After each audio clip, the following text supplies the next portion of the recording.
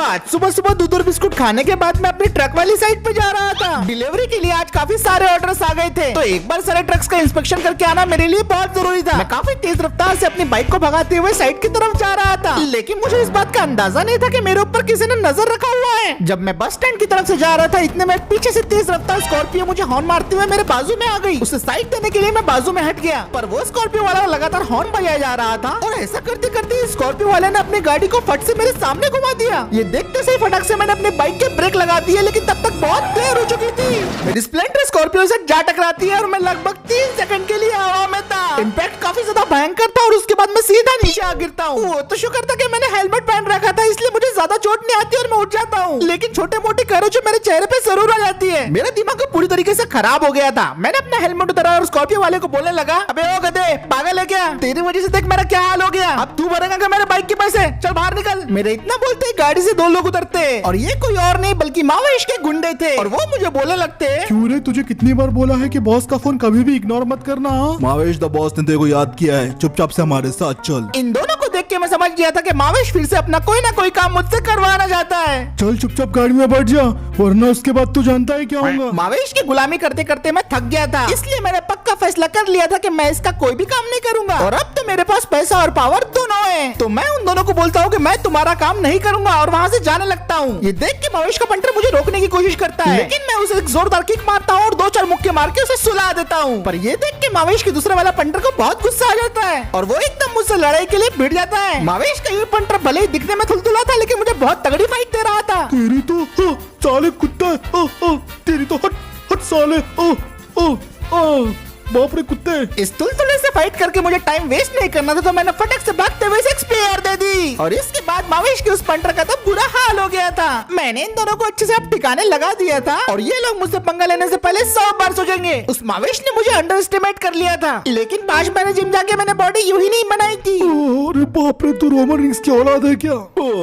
फिर मैंने उसके बाद अपने गिरी हुई स्प्लेंडर को उठाया और उसे स्टार्ट करने की कोशिश करने लगा, पर एक्सीडेंट की वजह से शायद उसमें कुछ डैमेज आ गया था और वो स्टार्ट नहीं हो रही थी। मैंने किक और सेल्फ दोनों से स्टार्ट करने की कोशिश की, लेकिन मेरी स्प्लेंडर आखिरकार स्टार्ट हुई नहीं। तो फिर मैंने अपनी बाइक को वहीं पे छोड़ दिया और अब मैं सोच रहा था कि टैक्सी करके ट्रक वाली साइड पे पहुंच जाता हूँ और काम होने के बाद मैं स्प्लेंडर को वापस लेके जाऊंगा यहाँ से। तो यही सोच के मैं टैक्सी की तलाश करने निकल पड़ता हूँ। थोड़ी दूर चलने के बाद फाइनली मुझे एक टैक्सी दिखाई देती है। मैंने देखा कि बिल्कुल रोड की साइड में एक ओला टैक्सी खड़ी हुई है। अब इससे पहले कि टैक्सी में कोई और कस्टमर बैठ जाता है, मैं फटाफट भागते हुए उस टैक्सी के पास पहुंच जाता हूँ और गाड़ी में बैठ के ड्राइवर को बोलता हूँ कि जल्दी से जल्दी पठानपुरा ले चलो। पर मेरी ये बात सुनकर ड्राइवर बोलने लगता है, पठानपुरा तो नहीं जाएंगी साहेब। अरे भाई ये क्या बात हुई, दुगने पैसे दूंगा तुमको, लेके चलो ना पठानपुरा। अब मैं ड्राइवर से इस बात पे बहस कर ही रहा था, तभी मुझे सामने से आवाज आती है, पठानपुरा तो नहीं जाएंगी रे, अभी जहाँ जाएंगी वो है तेरी मौत का पूरा।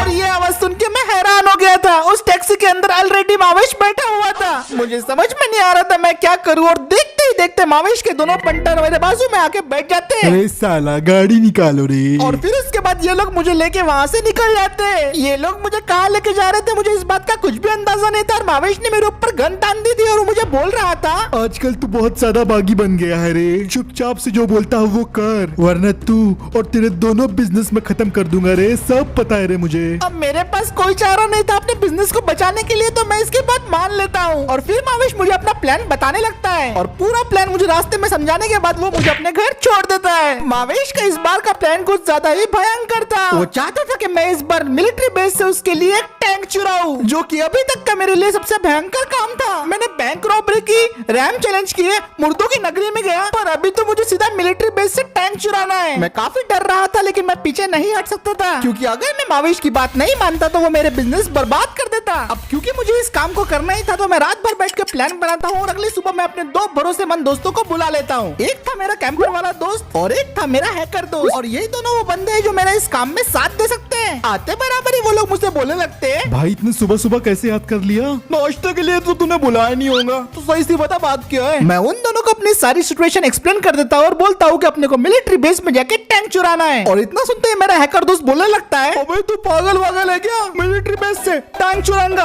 अबे तेरा दिमाग सटिया गया है, मेरे को मत बुलाया कर ऐसे कामों के लिए, मैं जा रहा हूँ। अपने हैकर दोस्त को मैं ऐसे ही जाने नहीं दे सकता था, क्योंकि इस मिशन में इसका बहुत बड़ा रोल है। तो मैं उसे बोलने लगता हूँ, कोई बात नहीं भाई तू जा सकता है। लगता लगता है मुझे किसी और अच्छे हैकर को बुलाना पड़ेगा। और मेरी बस इतनी सी बात सुन के उसका ईगो हर्ट हो गया और वो मुझे बोलने लगा, मुझसे बेस्ट हैकर यहाँ पे कोई नहीं है। तो मैं उससे बोलता हूँ अगर तू बेस्ट है तो मेरा साथ दे और साबित करके बता। तो इसके बाद वो मान जाता है और फिर उसके बाद हम लोग प्लानिंग करते हैं। उन दोनों को मैं सारी की सारी चीजें समझा देता हूँ और अब हम लोग तैयार थे मिलिट्री बेस से टैंक को लाने के लिए।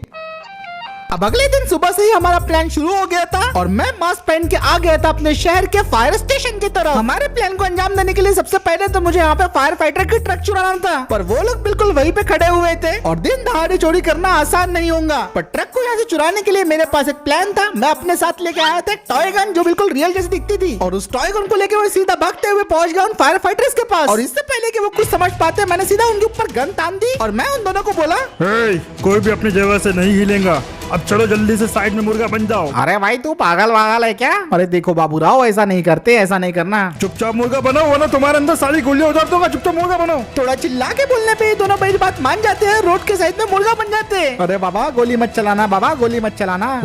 बिल्कुल जगह से मत हिलना, बिल्कुल नहीं। और अब ये मौका मेरे लिए बहुत अच्छा था। मैं फटाफट ट्रक की तरफ जाता हूँ, दरवाजा खोल के फटाफट ट्रक के अंदर बैठ जाता हूँ और जल्दी से ट्रक को स्टार्ट कर लेता हूँ। सारे सायरन वगैरह के बटना चालू कर देता हूँ और एक्सेलरेटर देकर ट्रक को यहाँ से लेके निकल पड़ता हूँ। ओ नहीं, वो तो ट्रक लेके चला गया जी। अब उन क्या करेंगे? पहले मैं 2 नंबर कर लूँ फिर बताऊंगा। अब प्लान का पहला पड़ाव सक्सेसफुली कंप्लीट हो गया था। मैंने फायर ट्रक चुरा लिया था और मैं ट्रक को लेके सीधा मिलिट्री बेस की तरफ निकल पड़ता हूँ। और मिलिट्री बेस पहुँचने के बाद मुझे अपने प्लान के दूसरे पड़ाव को अंजाम देना था। अब जब मैं मिलिट्री बेस से सिर्फ 2 किलोमीटर दूर था, मैंने अपना ट्रक को साइड में पार्क कर दिया और अपने होलिया भी चेंज कर लिया। मैं भी एक फायर फाइटर ही लग रहा था। फिर उसके बाद मैंने अपना फोन निकाला और अपने हैकर दोस्त को कॉल कर दिया और मैंने उसे बोल दिया कि प्लान का सेकंड फेज स्टार्ट करो। ठीक है भाई, मैं सेकंड फेज स्टार्ट कर रहा हूँ। इतना बोल के मेरा दोस्त अपने हैकिंग स्किल्स दिखाना शुरू कर देता है। मिलिट्री बेस पे एक हेलीकॉप्टर ड्रोन खड़ा हुआ था जिसे मेरे दोस्त ने हैक करके अपने कब्जे में ले लिया था और वो हेलीकॉप्टर ड्रोन को स्टार्ट कर देता है। ड्रोन कंट्रोल में आने के बाद मेरा दोस्त इस ड्रोन को फ्लाई करता है और उसे सीधा लेके चले जाता है हाइड्रा के बेस की तरफ। उसके बाद वो हाइड्रा जेट की तरफ अपने ड्रोन की मिसाइल का निशाना लॉक कर देता है और फिर वो शूट कर देता है पूरे के पूरे गोलियां हाइड्रा के ऊपर, जिसकी वजह से हाइड्रा पूरी तरीके से ब्लास्ट हो जाता है और उस बेस में आग लग जाती है। हाइड्रा का बेस धू-धू करके जल रहा था और यहाँ पे टावर में बैठे मिलिट्री के लोगों को इस बात की खबर पड़ जाती है। सर्जेंट,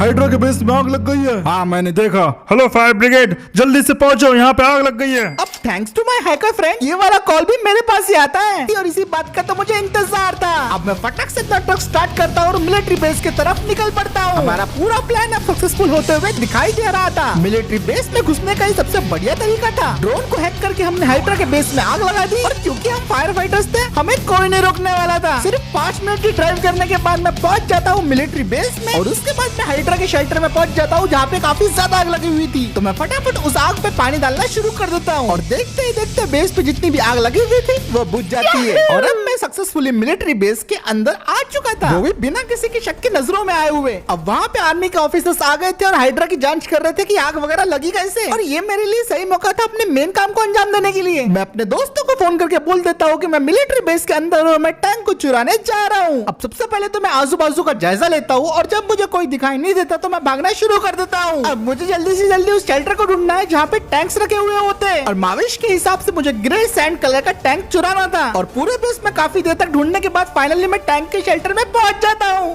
और टैंक बिल्कुल मेरे सामने ही था। सब कुछ चेक करने के बाद मैं फटाफट टैंक के शेल्टर के अंदर आ गया था। गनीमत थी कि यहाँ पे कोई भी नहीं था और मैं अब इस टैंक को चेक करने लगा। 5 मिनट तक तसल्ली करने के बाद कंफर्म हो गया कि यही वो टैंक है जो माविश ने मुझे चुराने के लिए बोला था। अब वैसे तो टैंक चलाने के कंट्रोल्स काफी ज्यादा हार्ड होते हैं पर मुझे टैंक्स के बारे में अच्छी खासी नॉलेज थी क्योंकि मैं डेली इन दिनों खेल रहा था वर्ल्ड ऑफ टैंक्स और आपको भी वर्ल्ड ऑफ टैंक्स गेम खेलना चाहिए दोस्तों। वर्ल्ड ऑफ टैंक्स एक ऑनलाइन मल्टीप्लेयर गेम है जिसे आप अपने दोस्तों के साथ आराम से खेल सकते हो। इसमें आर्मर्ड मशीन, एडवांस वेपन्स और काफी सारे इंटरेस्टिंग लोकेशंस है। यहाँ आपको फ्री में बहुत सारे गेम मॉड्स, इन गेम इवेंट्स और 30+ मैप जैसे बहुत सारे फीचर मिलते हैं। इसमें बहुत रोमांचक टैंक्स की बैटल होती है और हर बैटल के बाद आपका एक्सपीरियंस गेन होगा जिससे आप अपने टैंक्स को अपग्रेड करके और भी ज्यादा पावरफुल बना सकते हो। इसमें आपको काफी सारे टैंक्स के ऑप्शन भी मिल जाएंगे जैसे light tank, heavy tank, sniper tank. इनमें से कोई भी टैंक्स चूज कर सकते हो और अपने हिसाब से आप इन्हें कस्टमाइज भी कर सकते हो। और साथ ही साथ वर्ल्ड वॉर 2 में जितने भी टैंक और वेपन इस्तेमाल हुए थे सारे के सारे टैंक और वेपन इसमें आपको मिल जाएंगे। और सबसे अच्छी बात तो इसे कोई भी खेल सकता है और आप सभी प्लेयर जो वर्ल्ड ऑफ टैंक्स डाउनलोड करने जा रहे हैं, अगर वो डिस्क्रिप्शन में दी गई लिंक से मेरा प्रोमो कोड इस्तेमाल करते हैं तो आपको मिलेगा tank Cromwell B 2,50,000 credit, 7 days premium account time और 3 रेंटल प्रीमियम टैंक मिलेंगे, वो भी बिल्कुल फ्री में। तो फिर दोस्तों देर किस बात की, डिस्क्रिप्शन में दी गई लिंक से डाउनलोड कीजिए और मेरे प्रोमो कोड कॉम्बैट यूज करना बिल्कुल भी मत भूलना। अब इस टैंक को लेके मैं यहाँ से निकलने ही वाला था, तभी मुझे पीछे से एक आवाज आती है कि ओए फायर फाइटर,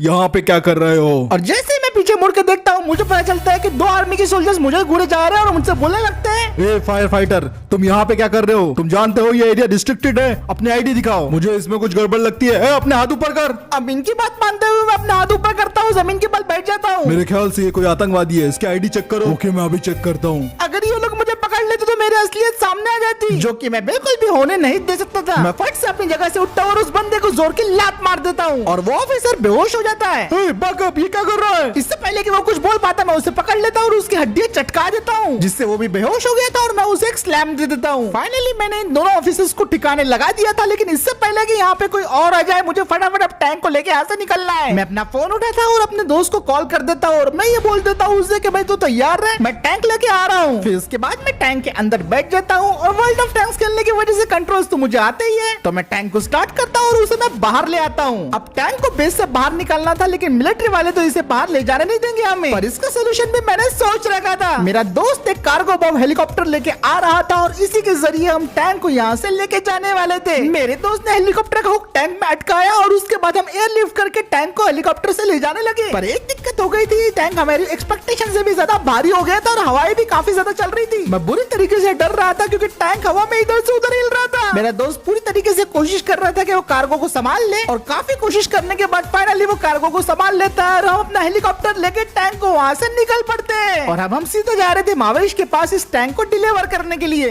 2 घंटे के बाद फाइनली मावेश की बताई हुई जगह पे हम लोग पहुंच जाते हैं और मावेश एक टापू पे हमारा इंतजार कर रहा था। उसके बाद मेरा दोस्त फाइनली टैंक को ड्रॉप कर देता है और हम लोग पहुंच गए थे मावेश की बताई हुई जगह पे उसको टैंक डिलीवर करने के लिए। अरे वाह साला, इसने तो कर दिखाया रे। ये मिशन भयानक तो था, पर खुशी इस बात की थी कि कंप्लीट तो हुआ। फिर उसके बाद मैं टैंक से बाहर निकलता हूँ और टैंक से उतर के मैं सीधा मावेश के पास चले जाता हूँ और मैं उसे बोलने लगता हूँ, जैसे तूने बोला था मैं तेरा टैंक ले आया, अब प्लीज मुझे आगे कोई काम करने के लिए मत बुलाना। ये सुन के मुझे मावेश शाबाश बोलता है और उसके बाद अपने पंटर को बोलता है कि टैंक में से जाके एक चिप निकाल के लेके आओ। और फिर मुझे मालूम पड़ता है कि मावेश को तो टैंक का कुछ काम ही नहीं था, इसके अंदर लगी हुई बस उसे एक चिप चाहिए थी। अरे मैं चाहता तो देखो बोलता कि सिर्फ चिप लेके आ, पर मेरे को तेरी काबिलियत देखनी थी रे, तूने तो कमाल कर दिया आज। बॉस, मैं चिप ले आया, ये रही आपकी चिप। ये सब देख के मेरा दिमाग अब फिर गया था और मैंने बोला कि चलो भाई मैं जा रहा हूँ, तुम लोगों को जो करना है करते बैठो। तेरी जरूरत फिर पड़ेगी रे, कभी ना कभी तो आएगा तू वापस। ये देख के लग रहा था कि मावेश तो मेरा पीछे इतने आसानी से नहीं छोड़ने वाला, लेकिन मैं इसके लिए गुलामी अब और नहीं करने वाला। अगली बार मावेश को सबक सिखाने के लिए मुझे तैयार रहना होगा। और फिर उसके बाद मैं अपने दोस्त के कार्गो बॉम्ब में बैठ जाता हूँ और उसे बोलता हूँ भाई लेके चलो घर। ओके भाई, लेट्स गो।